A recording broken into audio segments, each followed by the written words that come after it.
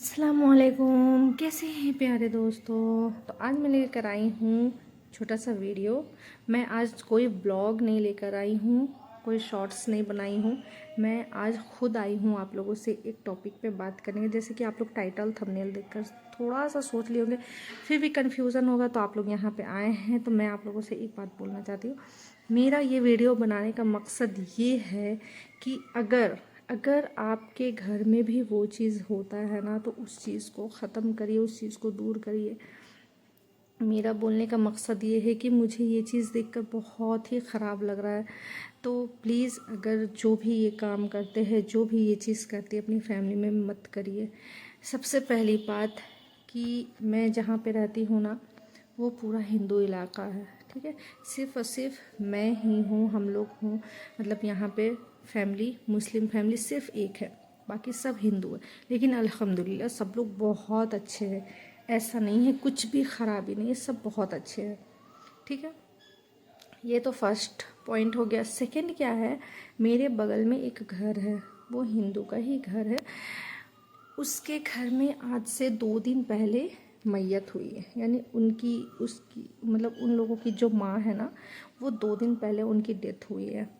हो गया था, एज हो गया था, लेकिन फिर भी माँ तो माँ होती है ना। और जो प्यार होता है ना, वो तो चाहे जितने उम्र में भी माँ बाप जाए, वो तो ख़त्म नहीं होता है, और ना ही उसका मोहब्बत कम होता। माँ बाप का दर्जा ही अलग है, चाहे वो कितने भी बूढ़े हो जाए, चाहे बच्चे कितने भी जवान, यहाँ तक कि बुढ़ापा की दहलीज पे क्यों ना पहुँच जाए, माँ बाप का दर्जा ही अलग होता है, चाहे वो किसी भी धर्म का हो, है ना।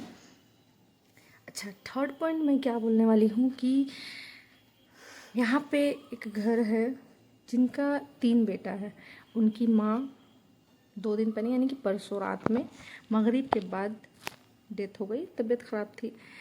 तो डेथ होने के बाद क्या हुआ, मैं उनका 3 बेटा, जिसमें से बड़ा बेटा उनका पहले ही डेथ हो गया था। 2 बेटा है और तीनों बेटा का फैमिली है। तो ये लोगों को मैं देख रही हूँ कि आज उनकी माँ को डेथ हुए सिर्फ 2 दिन हुआ है, वो भी पूरा नहीं हुआ 2 दिन। और ये लोग सुबह से इतना झगड़ा कर रहे हैं, इतना झगड़ा कर रहे हैं। पता है क्यों झगड़ा इस बात पे हो रहा है?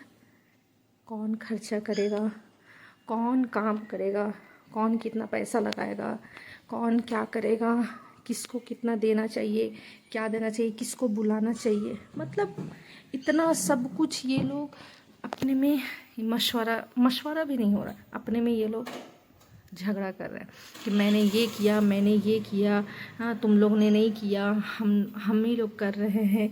यहाँ तक कि ये भी टॉपिक में बात हो रहा है कि मरने के वक्त जो ये लोग शायद अर्थी को फूल से सजाते हैं ना, तो वो जो सजाया गया था ना, उस पे भी बात उठ रहा है कि मैंने माला खरीद के लाया था, मैंने खर्चा किया था। मुझे ये समझ में नहीं आ रहा है कि अगर आप खर्च किए थे तो आपकी माँ थी वो, आप खर्च किए, आपको वो फ़र्ज़ था, ठीक है, आप पे वो फ़र्ज़ था, और आप अपनी माँ का कर्ज जो है ना, माँ का जो कर्ज होता है ना, वो अदा नहीं किए हो आप लोग। तो इतना सुनाने की क्या ज़रूरत है? मुझे इस बात पे मुझे बहुत ही ख़राब लगा। आप लोगों को कैसा लगा सुन के, ये ज़रूर मुझे बताइएगा। तो प्लीज़ मैं आपसे रिक्वेस्ट करती हूँ, यहाँ तक कि मैं देखी हूँ कि जब उनकी माँ की डेथ हुई ना, मुझे नहीं पता, सबके दिल का राज तो सब कोई नहीं जान सकता। बहू लोग थोड़ा भी बहुत रोए, लेकिन बेटों के आँख से आंसू तक नहीं निकला, आंसू तक। मैं तो सिर्फ यही सोच सोच के टेंशन हो रही थी कि या अल्लाह, इनको बचपन का दिन याद नहीं आ रहा है कि माँ कैसे पाली थी, प्यार करने का तरीका क्या था। वहाँ ले गई होगी, हाथ पकड़ी होगी, उंगली पकड़ी होगी, अपने हाथों से खाना खिलाई होगी, अपना मतलब कि बहुत एक माँ हद पार वाला चीज़ करती है अपने बच्चों के लिए, है ना। ये तो मुझे बताने की ज़रूरत नहीं, लेकिन वो चीज़ भी इन लोगों को याद नहीं आया। एक बूंद आंसू जो बोला जाता ना, वो भी नहीं। मैं देखी थी कि जब इनकी माँ थी ना, तो एक कप चाय के लिए भी ना इंतज़ार करती थी कि किस बेटा के घर से आएगा। मांगती थी भी नहीं। तो मेरा इस वीडियो को बनाने का मकसद ये है ना कि प्लीज़ अपने माँ बाप को थोड़ा रिस्पेक्ट दीजिए, थोड़ा नहीं बहुत ज़्यादा रिस्पेक्ट दीजिए। अभी मैं क्या देखी, जो बड़ा बेटा जो है उसका तो पहले ही डेथ हो गया था, लेकिन उसकी जो फैमिली है, यानी उसका बेटा है, बहू है और उसकी बीवी है, तो उसकी बीवी जब लड़ रही है तो उसका बेटा अपनी माँ को धक्का दे रहा है। मतलब इतना ज़ोर से, पूरा यहाँ से हम लोगों का दिखता है ना।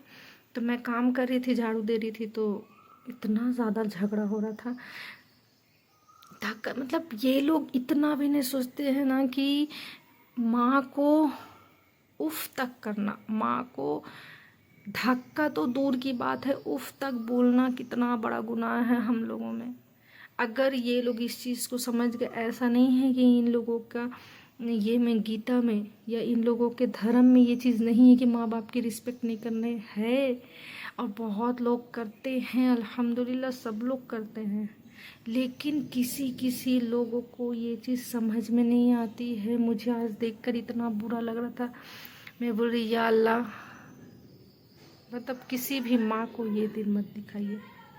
देखिए अभी भी वही चीज़ हो रहा है। दूसरा क्या है कि अगर आप लोग अपनी माँ बाप का बहुत रिस्पेक्ट, अगर आज वो बुढ़ापा की दहलीज पर है ना, तो कल हम भी होंगे, कल हम भी उसी दहलीज पे खड़े रहेंगे। तो प्लीज़ माँ बाप की रिस्पेक्ट करिए। माँ बाप चाहे वो किसी भी धर्म के, अगर आप रिस्पेक्ट करते हैं, इज़्ज़त देते हैं ना, तो बहुत खुश रहिएगा, बहुत खुश रहिएगा। आपको दौलत, मतलब दुनिया और आखिरत दोनों में दौलत मिल जाएगी। जो माँ बाप की रिस्पेक्ट इज़्ज़त नहीं करते हैं ना, उसको कुछ नहीं मिलेगा, ना ही दुनिया में इज़्ज़त, ना ही वहाँ इज़्ज़त मिलेगा। तो माँ बाप अगर आपके साथ है ना, बहुत प्यार मोहब्बत से रखिए, क्योंकि माँ बाप जब खो जाते हैं ना तो बहुत याद आता है, बहुत। इसीलिए माँ बाप को लेकर चलिए। माँ बाप को मैं क्या बोलूँ कि एक औलाद के लिए अगर वो सच्चे दिल से मोहब्बत करे अपने माँ बाप को ना, तो उसको इस प्यार का कदर अच्छे से पता होगा। और जो मोहब्बत की निगाह से भी नहीं देखे माँ बाप को ना, तो लाख हम लोग जितना भी बोल दे, उनके दिल पे मोहब्बत नहीं आएगी। इसलिए प्लीज़, माँ बाप बहुत बड़ी दौलत है, दुनिया की तमाम दौलत से भी बड़ी दौलत है माँ बाप। चाहे जो भी दहेज में, बुढ़ापा में ही क्यों ना। पता है मेरा एक सपना है, अल्लाह ताला अगर पूरा कर दे तो बहुत खुशी की बात है।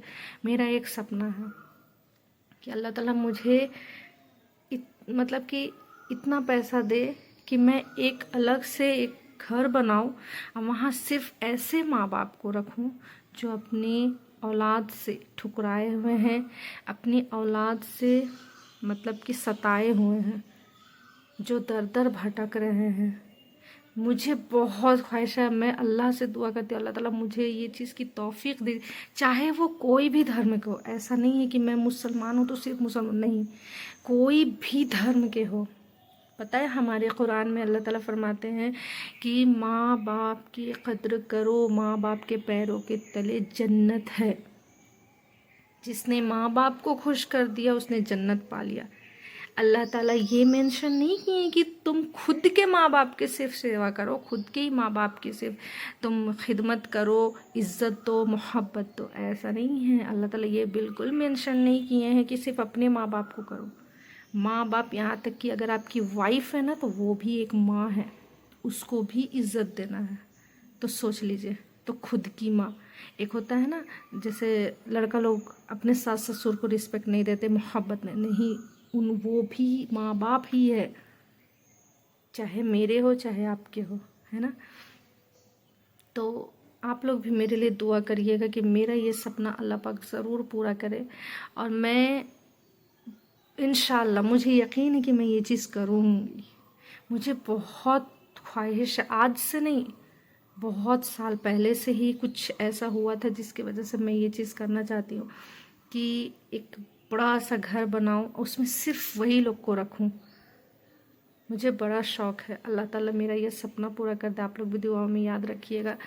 और अगर मेरी बातों में कोई भी गलती हुई होगी और अगर आप लोगों को कुछ भी तो सभी बुरा लगा होगा तो मैं माज़रत चाहती हूँ, मुझे माफ़ कर दीजिएगा अल्लाह के वास्ते। और अगर कुछ भी सही बोली थी तो कमेंट करके ज़रूर बताइएगा मेरी बात आपको कैसी लगी। ठीक है, चलिए अल्लाह हाफिज़। अपना बहुत ख्याल रखिएगा, दुआ में ज़रूर याद रखिएगा। अल्लाह हाफिज़।